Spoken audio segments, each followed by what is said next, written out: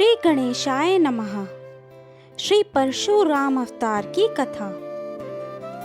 वाल्मीकि रामायण के अनुसार साक्षात ब्रह्मा जी के पुत्र राजा कुश के 4 पुत्रों में से एक कुशनाभ दूसरे पुत्र थे। राजा कुशनाभ ने पुत्र प्राप्ति के लिए पुत्रेष्टि यज्ञ किया, जिसके फल स्वरूप गाधी नामक परम धर्मात्मा पुत्र हुआ।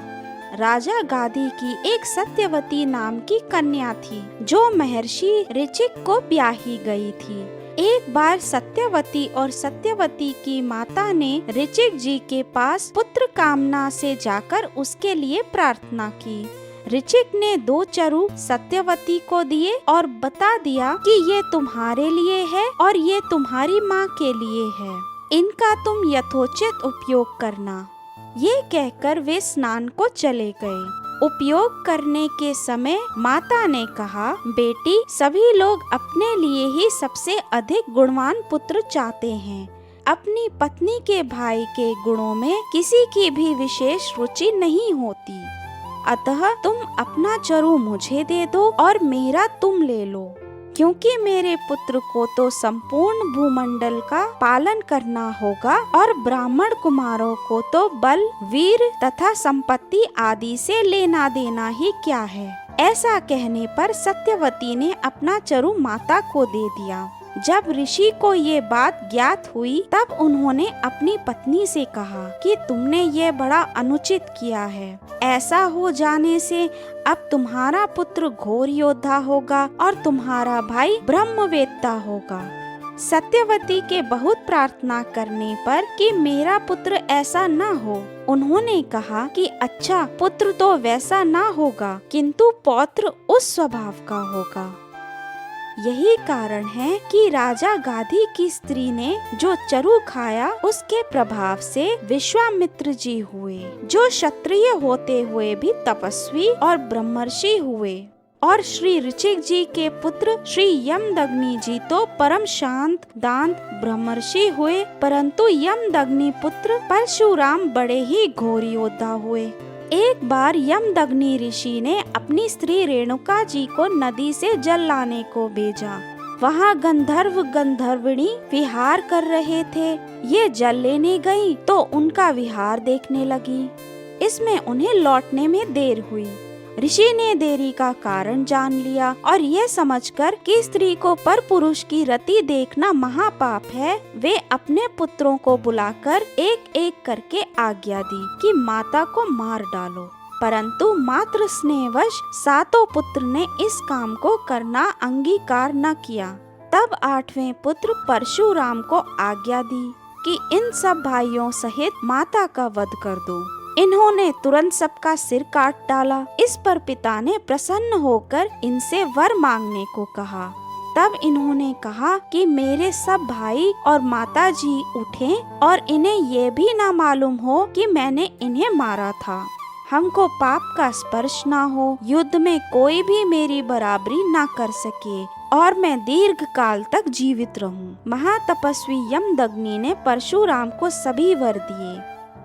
माहिष्मती नगरी का राजा सहस्रार्जुन भगवान दत्तात्रेय जी से युद्ध में कोई सामना न कर सके। युद्ध के समय 1000 भुजाएं प्राप्त हो जाएं, सर्वत्र अव्याहत गति हो आदि वरदान प्राप्त कर उन्मत्त हो गया। वह रथ और वर के प्रभाव से देवता, यक्ष और ऋषि सभी को कुचलते डालता था। उसके द्वारा सभी प्राणी जीवित हो रहे थे। एक बार उसने केवल धनुष और बाण की सहायता से अपने बल के घमंड में आकर समुद्र को आच्छादित कर दिया। तब समुद्र ने प्रकट होकर उसके आगे मस्तक झुकाया और हाथ जोड़कर कहा, वीरवर बोलो, मैं तुम्हारी किस आज्ञा का पालन करूं? उसने कहा, यदि कहीं मेरे समान धनुर्धर वीर है जो युद्ध में मेरा मुकाबला कर सके तो उसका पता बताओ, फिर मैं तुम्हें छोड़कर चला जाऊंगा। तब समुद्र ने कहा, महर्षि यमदग्नि के पुत्र परशुराम युद्ध में तुम्हारा अच्छा सत्कार कर सकते हैं, तुम वहीं जाओ। यह सुनकर राजा ने वहीं जाने का निश्चय किया। अपनी अक्षौहिणी सेना सहित राजा सहस्त्रार्जुन श्री यमदग्नि ऋषि के आश्रम पर पहुँचे।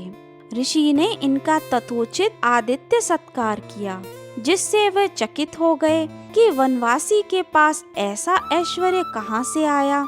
ये मालूम होने पर कि ये सब कामधेनु की महिमा है, उन्होंने मुनि से गऊ मांगी। न देने पर जबरदस्ती उनसे छीन ली और मुनि के प्राण भी ले लिए। उस समय परशुराम जी घर पर नहीं थे। घर आने पर उन्होंने माता को विलाप करते हुए पाया। कारण जानने पर उन्होंने पृथ्वी को क्षत्रिय विहीन करने का संकल्प किया। कहते हैं कि विलाप में माता ने 21 बार छाती पीटी, अतः इन्होंने 21 बार पृथ्वी को क्षत्रियहीन किया। 21वीं बार क्षत्रियों का नाश करके परशुराम जी ने अश्वमेध यज्ञ किया और उसमें सारी पृथ्वी कश्यप जी को दान में दे दी। पृथ्वी क्षत्रियों से सर्वथा रहित ना हो जाए, इस अभिप्राय से कश्यप जी ने उनसे कहा कि अब यह पृथ्वी हमारी हो चुकी है, अब तुम दक्षिण समुद्र की ओर चले जाओ।